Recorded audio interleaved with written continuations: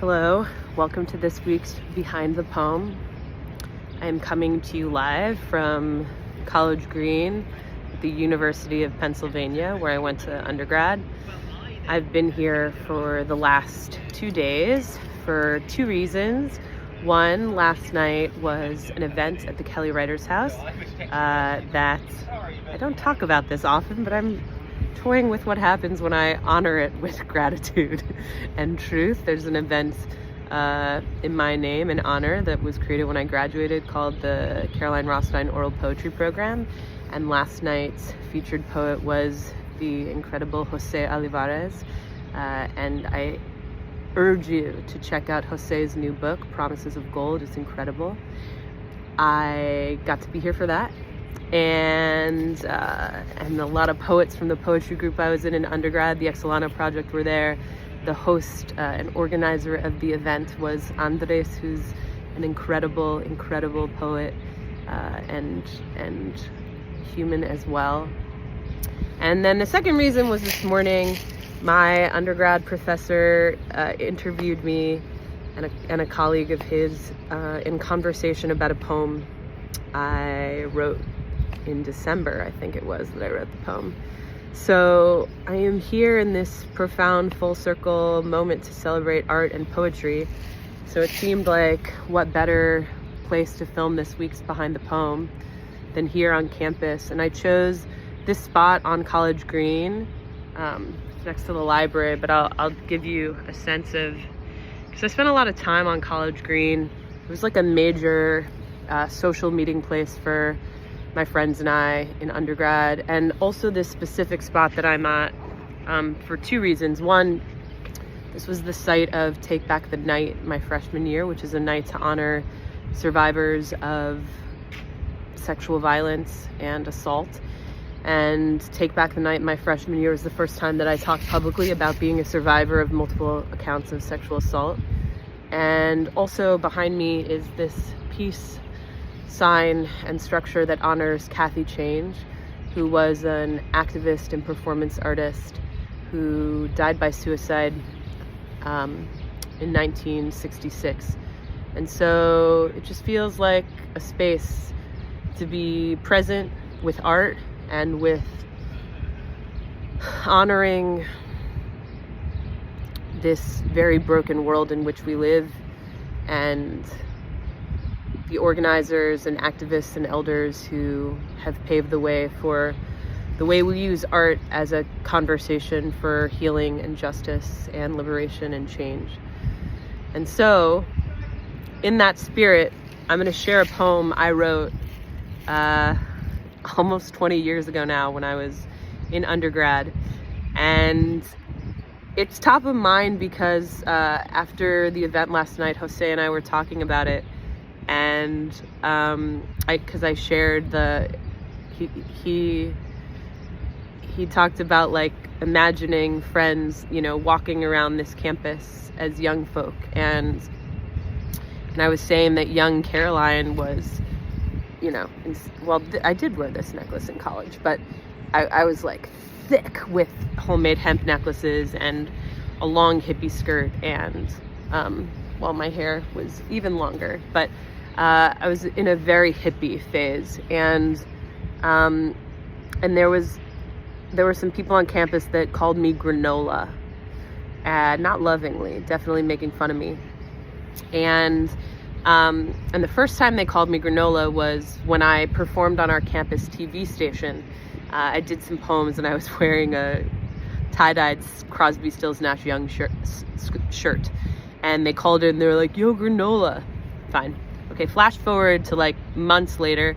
I land at the Philadelphia airport after being home for winter break, and and I see some other people in pen garb. So I go up to them in baggage claim, and I'm like, "Yo, do you want to share a cab back to campus?" So we do, and we're in the cab, and we're talking about what we do on campus to see if we know any of the same folks or if we're connected in any way. And this dude leans over, and he's like, "You're granola. My friends are the ones that called the TV station and called you granola. I can't wait to tell my friends I met granola." And I'm like, I can't wait to tell my friends I met the person whose friends called me granola. So my friends were not happy about this. My ride or dies. I love you all. So fast forward a few months later, I'm like walking across campus listening to a Grateful Dead cassette tape on my Walkman with a hippie skirt and a long scarf, and the dude who's like a football player, it really couldn't get more stereotypical for anyone involved, is like, hey, granola. And then I was like, fuck that shit. So I wrote a poem called They Call Me Granola. Keep in mind, I wrote this 20 years ago. There are so many things that no longer apply to my lived experience now, but what better poem to do today? Enjoy. They call me granola. I rock activism like I'm jerking off a revolution. Semen towering over your neck like pearls from my mother's jewelry collection. I orgasm anti-discrimination and egalitarianism like a collision of Eastern mysticism to Westernism. I envision Jerry Garcia when I'm fungus tripping at swimming foursome concerts in CSNY shirts. They call me granola. I wear peasant skirts and flirt with hippie crack, huffing balloons like a nitrous buffoon. I unanimously reach utter ultimate euphoric transcendence and dance into realms where I write down on Post-its that God is a drug. True story that happened on the other side of campus at ZBT. I hope I don't get anyone in trouble. Write down on Post-its that God is a drug.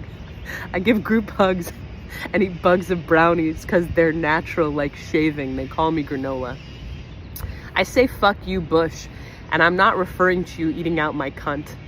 I punt feminism across the 50-yard line into an end zone of sexism where I stomp on it, staple gun it to a tree, and hear that tree shriek. I drink from creeks of environmentalist hit lists, switching all my light switches on, spitting gum into bushes, and they try to call me granola.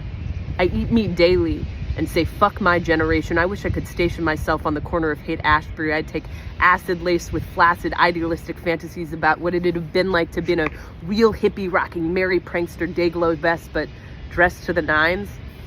I sometimes rock brand names. And I like to play Beirut and other frat-tastic drinking games, and they try to call me granola.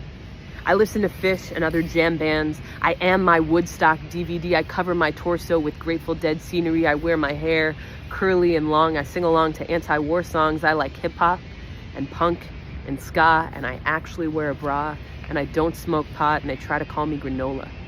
They try to label me and disable me from the fertility of my musical taste, my musical belief, taste, mobility. They insist that I'm an ultra-liberalist, radical, irrational, and overly international like a quack, psychedelic maniac flowered out laughing on my back. They call me granola. You try to call me granola. You try to label me and disable me to just be myself.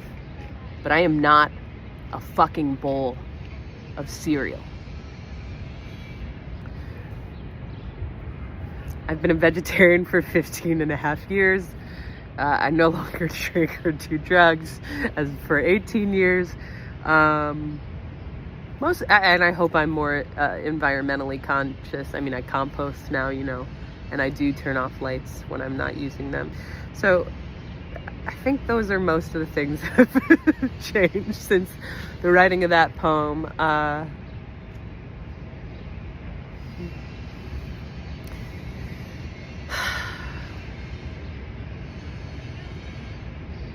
It was a formative time for me, college. It began with two of the worst traumas of my life. My brother was hit by a car and killed my first month, and a week later, I was raped on my dorm room floor. And this became a site of redemption for me. And I was blessed to become part of the Exolano Project and allow spoken word poetry to quite literally save my life.